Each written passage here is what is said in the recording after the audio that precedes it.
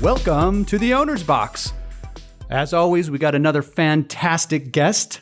We have Kristi Dean. She's not just an attorney, but she's an entrepreneur attorney. And she became an entrepreneur attorney during a time where it was a good old boys club, and we're going to learn all about that.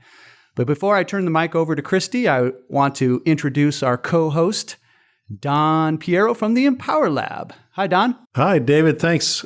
I've made some names in the past for some of our entrepreneurs you'll remember, and I decided this morning this is the Lawyerpreneur. Way more than just a mere lawyer, and I'm excited to share with the audience just what all comes when we talk to Kristi Dean. So welcome, Kristi. Thank you. Thank you. It's a pleasure to be here. Seems like the first question has to be, what was it that caused you to make that decision to become an attorney? How did that process come about? Well, it was an interesting journey. I was a psychology major, getting ready to start my master's in psychology, and I started the practicum part of the learning process. And I went into 3 areas that were amazingly depressing, things like battered women's shelters and suicide hotlines. And that took me by surprise. And I didn't think that I was going to fare well in that environment. I thought I would absorb too much. I thought it would be too troubling for me to deal with those levels of problems. So I decided to go into abnormal psychology. And I started looking into programs. There were only 5 programs to get you a JD and a PhD together in 5 years. And they were all places that I didn't want to live. So I decided to go to law school first and then go back and get my PhD. I started law school. I loved it. It was fun. I figured out I could get paid to argue. I was very good at arguing. And so I decided to stay in law. Great. Now, after law school, what happened next? Well, it was a revelation. I actually got a job. It could have been wonderful. It was a strange job, though. Because unbeknownst to me, I got a job with a mid-sized law firm with a principal who, he had an issue with drugs, let's just say. And it ended up where I tried 3 cases my first year of practice, having absolutely no right or skills to do so. And he ended up having a nervous breakdown, and I took 3 of his biggest clients. So I started my own firm. And that's how far out of law school were you? That was a year out of law school. So hence the Lawyerpreneur. It showed up right away. Yeah, I borrowed $20,000 from my parents. I don't think I've paid them back. I probably should do that. But I ended up just saying to myself, I'll just try this, and if it doesn't work, I'll go get a real job, and ended up working. So I was grateful. So, Kristi, you're a brand new lawyer out of law school. You've gone to work for a law firm that doesn't have great mentorship or management or any kind of leadership, and you find yourself in a courtroom with opposing counsel and an attorney and a client. How did that go? Well, the first introduction to misogyny was when the lawyer and the judge both thought that I was the court reporter, because I had a catalog case. And back then, the court reporters did the transcription the long way. And so they usually carried these big suitcases. And I had one of those. And so everybody thought I was the court reporter. So I showed them my business card. That's the first sign of being a lawyer, right? You have to have your business card. And after that, it was proving to people that a young, cute girl can actually have a brain. And that was a struggle for quite a few years, just trying to prove you had to work 3 times as hard. Well, and you have to have a lot of confidence to walk in there every time and know you're good enough to be there. Well, the old adage, if you can't dazzle them with brilliance, baffle them with bullshit. That was pretty much my MO, was, you fake it until you make it. And, I did my homework. I was always prepared. I was always scared. I think the first couple of trials, I was soaking up Lomatil because my stomach was just totally out of control. I did it until I got over it. And what kind of law were you practicing? I was doing what they call insurance defense. So one of my biggest clients was a hotel chain, and one of the first cases was a lumbar laminectomy arising from my client rear-ending somebody. And so The first trial was a 2-week trial where it was clear liability. I couldn't get out of liability, but the question was how much. And so I go to a jury. They decide that my client was at fault, but they ruled that the plaintiff was not as hurt as he thought. And so we kept the verdict down, and the client was elated. And that client I had for almost 10 years. That sounds a little risky, though, isn't it? It was risky, but that's what happens. Well, I think you have a lot more confidence back then than you probably give yourself credit for. Possibly. I mean, my anxiety level was pretty sky high, and I think I learned to deal with the anxiety of uncertainty to a point where it didn't become paralyzing. So I was able just to press on. Yeah, we talk about this a lot in coaching, is finding certainty in uncertainty, where the confidence can come through.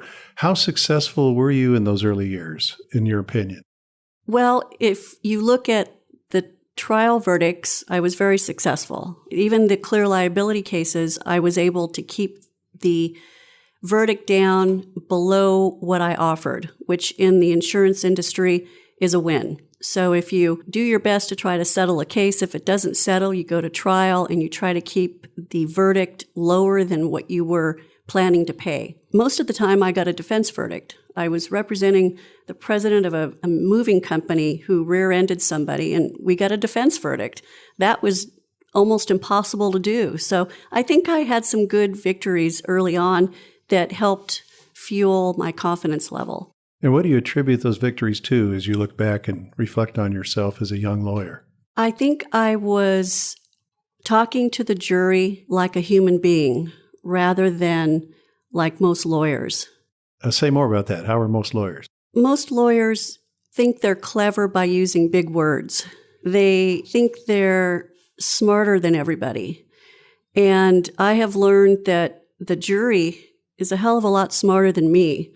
I mean, as an example, the rear-end collision case that I tried for the president of the moving company, I asked the jury afterwards what they attributed, why they voted for the defense. And one of the gals said, "You brought out in cross-examination that the plaintiff had smoked 3 packs a day before this accident.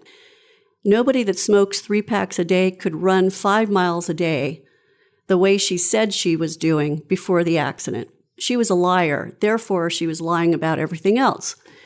It didn't even occur to me to argue that. I was arguing about the back issues and the merits of the case. I completely missed that. And these 2 women, one of whom became the foreman, that was the reason they voted for me. And because they thought that I dressed well. Go figure. So they thought I had good taste in clothes. Can you tell us a little bit more about when you got started as an entrepreneur in the law business? How much of it was a good old boys club and some of the challenges that you had to face? And can you sort of compare that to how it might be for you today comparatively? When I first started practicing law, I was usually the only woman in the room besides the court reporter and maybe a clerk. And so even in depositions, I was usually the only woman. And you were a young woman. I was a young woman. I looked young for my age. I was getting carded until I was 40. So it was, I've always had, yeah, not necessarily good, but it was a challenge. And I learned to handle sexual harassment. Back then, you didn't sue. Back then, you were an outcast if you sued. You would not get hired again. That has changed. That's been a big change in the culture of the practice of law. Now there's more women than men. Usually, in fact, the last trial I had, we didn't actually go out. We settled on the day of trial, but it was a female judge. It was 3 female attorneys, and it was basically almost all female witnesses. So that would have been a fun case to try. Well, that's probably why it settled before you actually got a trial. There's some school of thought that women are peacemakers and men can sometimes not be. And I think as a woman, you use that empathy and that emotional intelligence and those things that you learned when you were young because you're a woman, you use that to communicate. And if you use that to communicate, you can solve problems. And sometimes that means settling cases. Just as a personal experience, a couple of years ago, maybe a little longer now, I went through a full jury trial. And we chose a female attorney to represent us. And not because she was female, but just because she was the best attorney for what we believed we needed.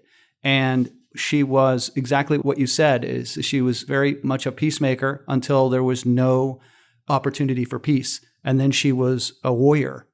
And we got a positive result in that case. I see what you're saying. It is true. There are men out there, and I have known many fine lawyers. My partner is one of them. He can be a peacemaker.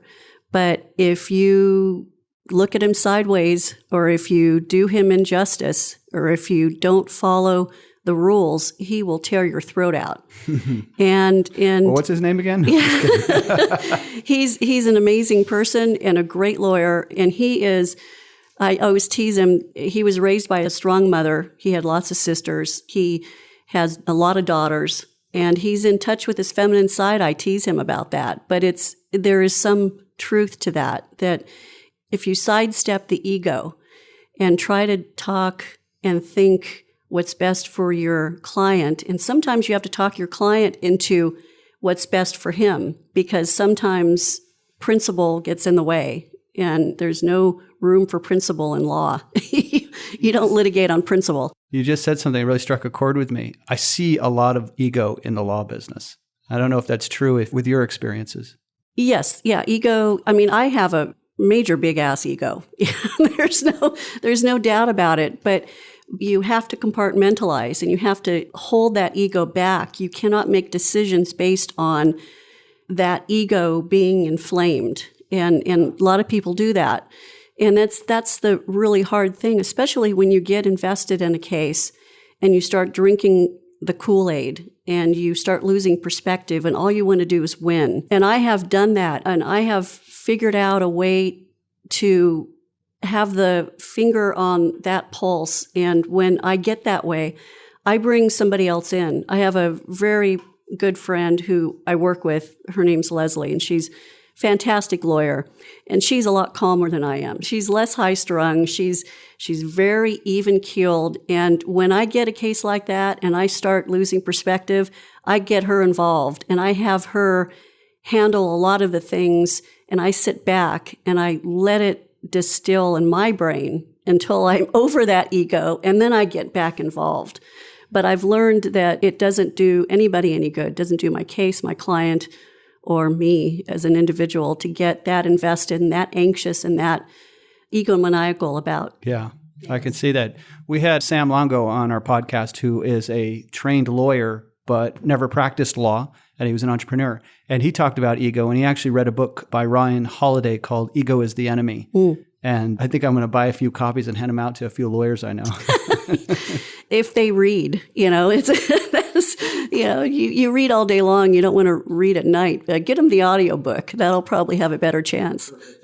Well, one of the key things in that book, and it's a quality I've seen in working with you, is that ego, when counterbalanced by humility, is a very good thing. Ego without humility gets off the rails. And it sounds like what you've described here is that over the course of your career, the law industry and a lot of the male lawyers have increased their emotional intelligence and maybe found more humility than you saw in it when you started. Indeed. I mean, I think before I started working with you, Don, I don't think I even knew the phrase emotional intelligence.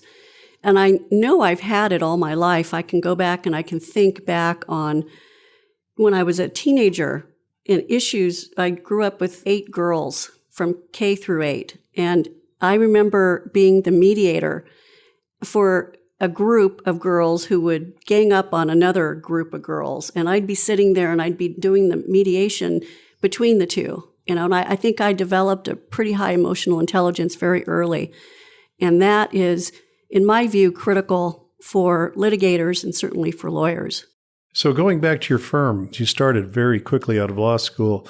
One thing that's amazed me about managing partners of law firms is that they are full-blown lawyers and managing a business, unlike a lot of companies where the CEO is just running the company and isn't also one of the top billable players in the game.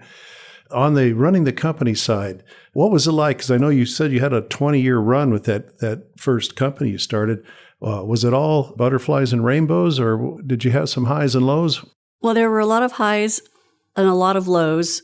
Quite a few years, I basically lived a very modest life. And as I generated more business, I started making more money. I hired more people. I was up to 6 lawyers and 15 people altogether. And I was managing partner, and I was not very good at it back then. I pretty much didn't think about it. I just did what was in front of me. And I probably was not the greatest HR person. I kind of had the, well, if you guys can't get along, then I'm going to fire both of you attitude, which is not necessarily a really good thing to do for people. You solve the problem. You don't just get rid of them because they're little problem children. You have different options. And I didn't know about those options. So about a couple years before my 20th anniversary practicing law, I had an issue at the office where 2 middle-aged men almost got into a fist fight. And I was just tired. I was burnt out. I was the chief cook and bottle washer. I was managing partner. I was the chief rainmaker, and I was just tired. So I took an offer with a fantastic law firm that allowed me to diversify, and that was one of my primary objectives at that point in time. And I gave up the managing partner position because they already had one, and he was very good. And over the years, I learned a lot from him. So eventually I became managing partner again, and this time I had tools. I had Dawn. I had wisdom. I learned a little bit. I learned a lot. And I figured out that it needed to be evaluated and planned just like practicing law did. I just didn't know that that was something that had to be done back then. So I'm much better at it now than I was. And what was that like going from managing partner back to just being a lawyer? Like being on vacation. It was jovial. It was fun. I learned to practice law. I had time to develop more business and figure out how to make the business of my book of business prosper and how to make more money and to get better clients and to do the things that I wanted to do. So it was great. So I had quite a few years of not managing and just being able to focus on my book and my clients, and it was lovely. Now, going back to your firm, I remember a story you shared where there were one time, a few years in, 3 big clients went away. Share with the audience a little bit what that was like for you. That was why I knew I had to diversify. So I let my book of business generate organically. I wasn't proactive. If the clients came and the business came, I would take it. And I didn't think about what happens if this claims adjuster gets fired and somebody else takes over. I didn't think about, my biggest client being sold to another company. In fact, my hotel company ended up selling to Marriott, and Marriott has their own insurance and their own attorneys, and they didn't need me. But I didn't think about any of that. And when that happened, it was a transformational thing for me. It made me realize that I needed to be far more diversified, both in practice groups and in clientele, so that I didn't have all my eggs in one basket. And that didn't occur to me in the old days. I just didn't think that that would be a problem. This is not unique to you or to the lawyer business. That what you're talking about is a really important principle for all entrepreneurs, which is if you're not actively thriving, you're passively surviving, or you're even decaying.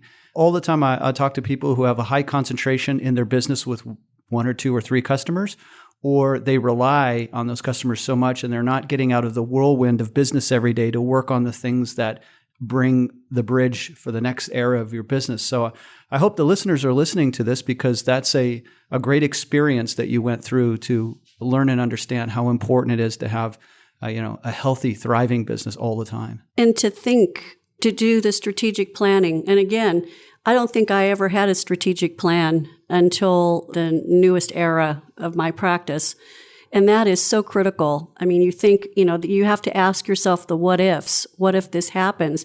Maybe it won't ever happen. But if you don't explore it, you don't have a contingency plan and you're left flat-footed like I was. So it's almost ironic that you have to be so strategic in a case.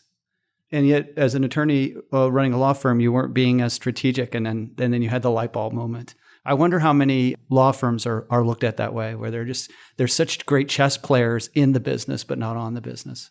I'm reminded what we work on in the CEO group is working on the business and not just in it. And same with the coaching. And back in those years, I think you could probably say you were so busy working in it that there was no time spent working on it.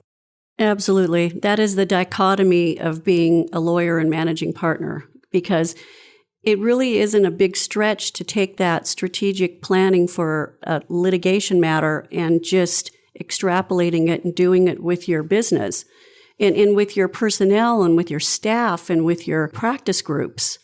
So, you don't just pick everything that comes your way. You figure out how it fits in your grand plan. And that is something that I was missing in the younger years that I learned about recently. So jumping forward to you're a lawyer again, it feels like a vacation, but you didn't stay on vacation, as we've shared earlier. You're managing partner again. Tell us about that evolution.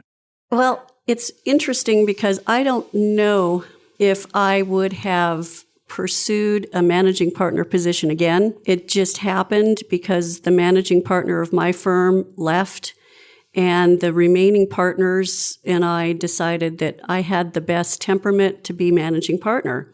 And that was really from more of a cultural employee staff-based analysis.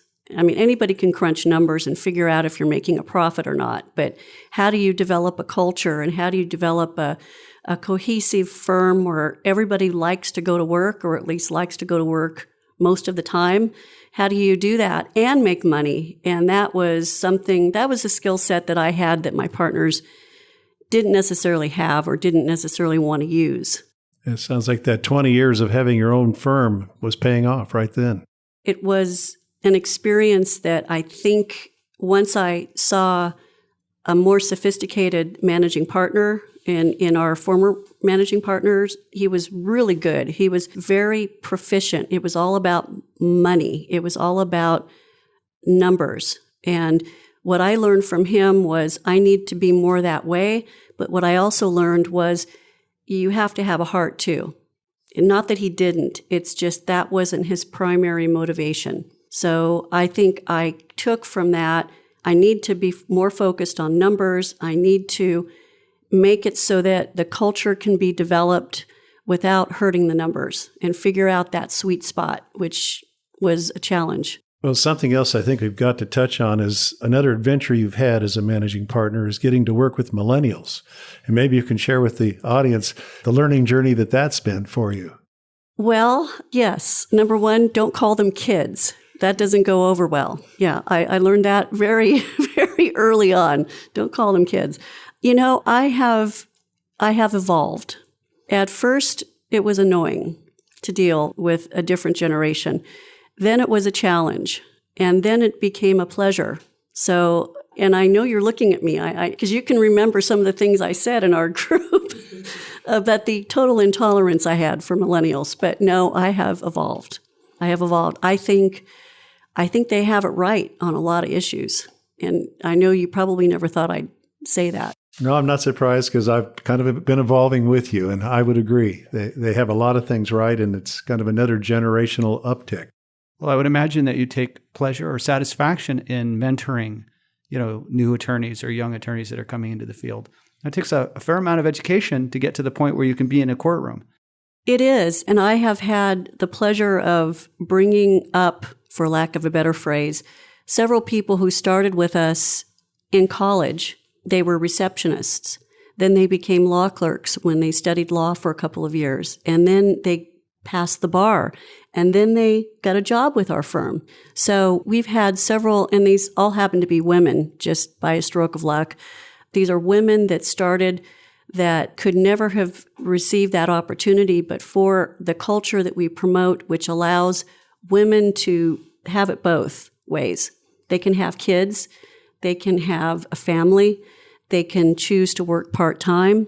They can change that in 5 or 6 years and become full-time lawyers after their children are in school. Those are things that we've really promoted that we have, by design, been able to do, which I think is something that our employees and our attorneys very much appreciate. We have a very high employee retention rate, and I think that that's part of it. That sounds wonderful. I mean, to be able to have it all. And it seems, from what I hear from the industry, that it's hard to find good people, whether it be attorneys or CPAs. This is a shortage of people who really want to put in the work to get to that spot. I think that is a product of the times, the COVID pandemic, the change in attitude, the reassessment of yourself and your priorities. I think all of that comes into play. But I think there are basic things that still remain steadfast, and that is security in your business, security in your employer, knowing that we're going to be here for another 20 years, knowing that you are and what you want is a priority, and that just because you want something a little bit different, if you've got the freedom to speak on it and you're confident that you're going to be heard, that as an employer, you can do something about it. You can get them, you can fit them. If they're a good employee and they're hardworking and you want to keep them, you find a place for them and you do what you have to do to find that place. Kristi, as a managing partner of a law firm today, how have you navigated the post-COVID hybrid workplace in a law firm environment? Very carefully. It was a transition for everyone. A few years before COVID, we had gone paperless, which saved our bacon. So we were already in the cloud. We already had our systems in the cloud. We were already scanning things in, became paperless. So when COVID hit, we spent a boatload of dough getting everybody set up at home. And we just kept our fingers crossed that it would work, and it did. People worked from home well. They dealt with the stresses that we always have in this industry, but they worked well. And we had to trust them to work well from home. So when things got a little more normalized, we decided that we would agree to a hybrid opportunity for our employees.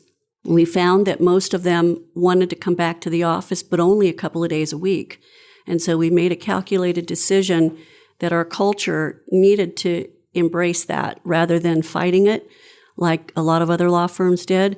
And as a result, we actually hired people from other bigger law firms, paid them less money, but gave them the opportunity to work from home, which was at that point in time important to them because they knew that it would work. They knew that they could do it.